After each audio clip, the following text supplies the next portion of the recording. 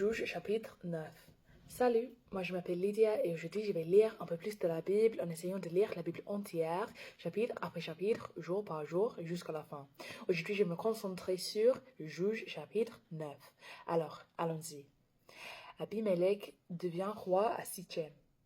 Abimelech, fils de Yerubal, va à Sichem trouver les mères de sa mère, les frères de sa mère.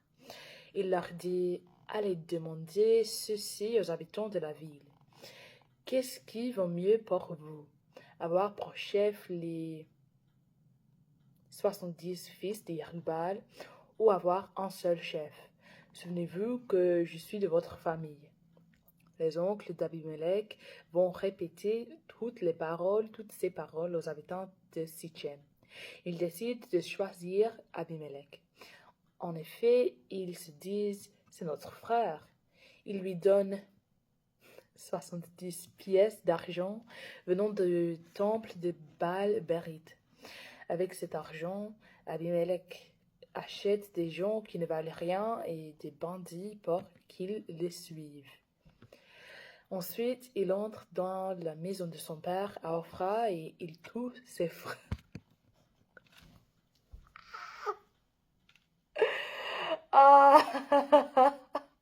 Il tue ses frères. Il tue ses frères, les 70 fils de Yerubal, sur le même rocher. Wow. Il reste seulement Yotam, le plus jeune fils, parce qu'il s'est caché. Les Israélites veulent un roi. Les habitants de Sichem et toute la population de Beth Milo se réunissent. Ils vont près du grand arbre sacré de Sichem, à côté de la pierre dressée. Là, ils proclament Abimelech roi. Yotam raconte une histoire. Yotam apprend la nouvelle. Alors, il monte en haut du mont Garizim et il crie aussi fort qu'il peut: écoutez-moi, habitants de Sichem, et Dieu vous écoutera. Un jour, les arbres décident de choisir un roi. Ils disent à l'olivier: sois notre roi. L'olivier répond: les dieux et les êtres humains aiment mon huile. Est-ce que je vais laisser mon huile pour aller m'agiter au-dessus des autres arbres? Alors les arbres disent au figuier: viens donc toi, sois notre roi. Le figuier répond: est-ce que je vais laisser mes bons fruits sucrés pour aller m'agiter au-dessus des autres arbres? Ensuite, les arbres disent à la vigne: toi, sois notre reine. La vigne répond: mon vin donne de la joie aux dieux et aux humains. Oui. Est-ce que je vais laisser mon vin pour aller m'agiter au-dessus des autres arbres? Alors, tous les arbres disent au buisson d'épines: viens donc toi, sois notre roi. Le buisson d'épines dit aux arbres: si vraiment vous voulez me choisir comme roi, venez vous mettre sous mon ombre. Si vous ne le faites pas, un feu sortira de mes épines et il brûlera même les cèdres du Liban. Yotam continue: vous, habitants de Sichem, est-ce que vous avez agi honnêtement et sincèrement quand vous avez proclamé Abimelech roi? Est-ce que vous vous êtes bien conduit envers Yerubal et sa famille? Est-ce que vous avez été reconnaissant pour les services qu'il vous a rendus? Mon père a combattu pour vous.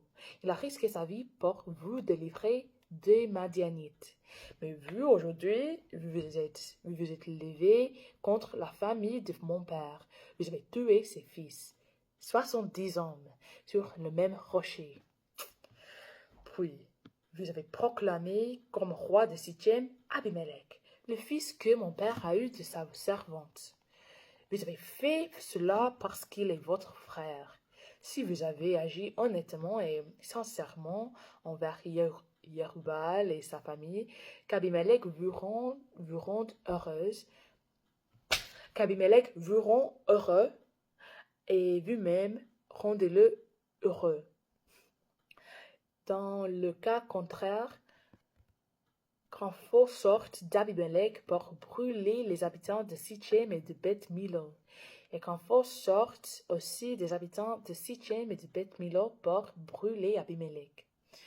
Ensuite, Jotham fuit et va à Béra. Il reste là parce qu'il a peur d'Abimelech, son frère. Bien sûr. Les gens de Sichem se révoltent contre Abimelech. Abimelech gouverne Israël pendant 3 ans. Après cela, Dieu envoie un esprit qui met la division entre le roi et les notables de Sichem. Ceux-ci se révoltent contre Abimelech. De cette façon, ils vont tous payer le crime commis contre les 70 fils de Jerubbaal. Abimelech parce qu'il a tué ses frères et les notables de Sichem parce qu'ils ont aidé Abimelech à les tuer. Pour faire du tort à Abimelech, les notables de Sichem placent des hommes sur les hauteurs proches de la ville, et ils volent tout ce qui passe près d'eux sur la route. Abimelech apprend cela. Un jour, Gaal, fils d'Ebed, arrive à Sichem avec ses frères. Les habitants de Sichem mettent leur confiance en lui. Ils vont dans leurs vignes pour récolter le raisin. Ils l'écrasent puis ils font la fête. Ils viennent au temple de leur Dieu. Ils mangent, ils boivent plus, ils lancent des malédictions contre Abimelech. Gaal, fils d'Ebed, leur demande: Qui sommes-nous à Sichem pour devoir servir Abimelech? Et qui est-il, lui? C'est un fils de Jerubbaal et il se fait aider par Zébul pour gouverner la ville. Eh bien, gens de Sichem, servez plutôt les gens de Hamor, le fondateur de la ville. Pourquoi devons-nous être les serviteurs d'Abimelech? Moi, je voudrais bien diriger les gens de Sichem. Alors, je chasserai Abimelech. Puis Gaal dit: Abimelech, augmente ton arme et viens faire la guerre. Zébul, le gouverneur de Sichem, apprend ce que Gaal, fils d'Ebed, a dit et il se met en colère. Il envoie en secret des messagères à Abimelech pour lui dire: Gaal, fils d'Ebed, et ses frères viennent d'arriver à Sichem et ils sont en train de soulever la ville contre toi. Cette nuit, toi et tes hommes, vous devez aller vous cacher dans la campagne. Demain matin, au lever du soleil, tu viendras attaquer la ville. Et quand Gaal et ses hommes sortiront à ta rencontre, tu feras ce qu'il faut faire. La nuit suivante, Abimelech et tous ses hommes se divisent en 4 groupes et ils vont se cacher près de Sichem. Quand Gaal sort de la ville et se tient près de la porte, Abimelech et son groupe sortent de leur cachette. Gaal les voit et il dit à Zébul: Regarde, des hommes descendent des collines. Zébul répond: Mais non, c'est l'ombre des collines que tu prends pour des hommes. Gaal insiste: Regarde, ce sont bien des hommes qui descendent de la colline située au milieu. Un autre groupe arrivait par le chemin du grand arbre des devins. Zébul lui répond: Où sont donc tes beaux discours? Tu nous as dit qui est Abimelech pour que nous devions le servir. Maintenant, ces gens que tu méprisais arrivent. Eh bien, va te battre contre lui. Ok. Gaal sort de la ville à la tête des gens de Sichem et il combat Abimelech. Abimelech poursuit Gaal et s'enfuit. Non. Gaal sort de la ville.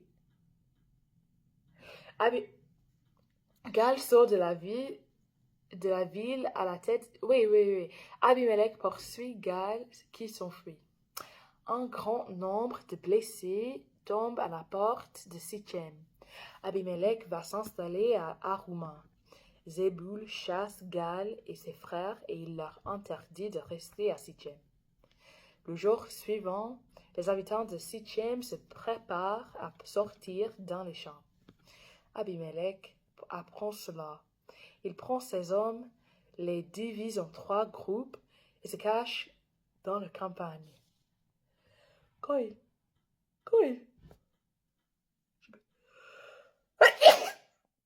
Oh, désolé, pardon. Quand il voit les gens de Sichem sortir de la ville, il court les attaquer. Abimelech et son groupe vont rapidement se placer à la porte de la ville. Pendant ce temps, les 2 autres groupes attaquent les Sichémites dans la campagne, ils les battent. Toute la journée, Abimelech combat contre la ville. Il la prend et il tue ses habitants. Il détruit complètement Sichem et répand du sel partout. Quand les notables de la ville de Migdal-Sechem apprennent cela, ils vont tous dans la salle qui se trouve sous le temple de Baal-Berith. Abimelech apprend qu'ils sont tous réunis à cet endroit. Alors Abimelech part sur la montagne de Salmon avec ses hommes. Il prend une hache, coupe une branche d'arbre, il la met sur son épaule. Ensuite, il dit aux hommes qui sont avec lui, « Vous avez vu ce que j'ai fait. Dépêchez-vous de faire la même chose. » Chacun coupe une branche, puis ils suivent Abimelech. Il entasse les branches contre la salle qui se trouve sous le temple et il la brûle avec tous ceux qui sont là. Voilà comment meurent tous les habitants de Migdal-Sechem.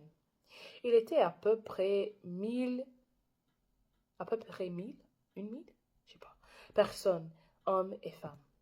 La mort d'Abimelech. De là, Abimelech va à Thébès. Il attaque la ville et la prend. Il y a au milieu de la ville une tour de défense. Les hommes, les femmes, tous les habitants vont se réfugier là. Ils ferment les portes et ils montent au sommet de la tour. Abimelech vient l'attaquer. Il s'approche de la porte d'entrée pour y mettre le feu. Mais une femme lui jette une grosse pierre sur la tête et elle lui brise le crâne. Aussitôt Abimelech appelle le jeune homme qui porte ses armes et lui dit « Tire ton épée et tue-moi. Ainsi on ne racontera pas que c'est une femme qui m'a tué. » Le jeune homme lui passe l'épée à travers le corps et il meurt. Quand les Israélites voient qu'Abimelech est mort, ils s'en vont chacun chez soi. De cette façon, Dieu fait payer à Abimelech le mal qu'il a fait à la famille de son père, en tuant ses 70 frères. Dieu punit aussi les gens de Sichem pour tout le mal qu'ils ont fait. Ainsi, les malédictions que Jotham, fils de Yerubbaal, a lancées contre eux se réalisent. Alors, merci de m'avoir écouté aujourd'hui et de lire la Bible avec moi et aussi de supporter mon accent, ma prononciation, ma vitesse et mes erreurs. De toute façon, que Dieu vous bénisse beaucoup aujourd'hui et demain et j'espère vous voir demain. Aussi, si vous voulez regarder ces vidéos en bon ordre, il y a des playlists sur ma chaîne YouTube qui est liée dans ma bio TikTok. Là-bas, il y a des playlists en 3 langues. Oh, il y a des playlists dédiées à chaque livre biblique que je lis depuis le livre de Jacques jusqu'à Lévitique et aussi depuis le livre de Josué jusqu'ici on juge. Je vais revenir à lire Deutéronome et aussi Nombre à l'avenir, mais pas maintenant.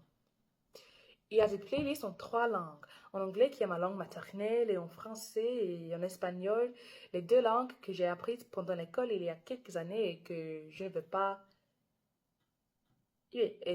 veux pas perdre, oublier. Alors, voici je suis chaque jour, plus ou moins, en lisant la Bible chaque jour, régulièrement, pour atteindre le pouvoir de parler couramment. Alors, merci. Soyez patient avec moi parce que mon accent, oui, je sais. Ma prononciation, oui, je sais. Oui, merci, Dieu me bénisse, bye. La mort d'Abimelech. De là, verset 50, ok. Je suis fatiguée. De là, Abimelech va à Thébès. Il attaque la ville et il la prend. Il y a au milieu de la ville une tour de défense. Les hommes, les femmes, tous les habitants vont se réfugier là. Ils ferment les portes et ils montent au sommet de la tour. Abimelech vient l'attaquer. Il s'approche de la porte d'entrée pause, pause, pause. La mort d'Abimelech.